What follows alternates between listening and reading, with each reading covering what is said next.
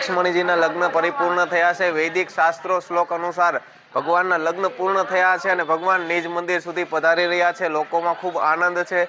ગલાલની છોરો ઉડી રહી છે અને આખો માધવપુરની જે મેન બજાર છે એકદમ લાલ કલરની થઈ રહી છે। જે દર્શન છે એ દર્શન પણ કરાવીશ અને જે ગલાલના વ્યૂ છે, લોકોનો જોમ અને જુસ્સો છે, ભગવાનને આવવાની જે લોકોની અંદરનો એક લાગણી અને હરખ છે એ પણ આપણે બતાવીશ। આવો આપણે જઈએ ને ભગવાનના દર્શન કરીએ।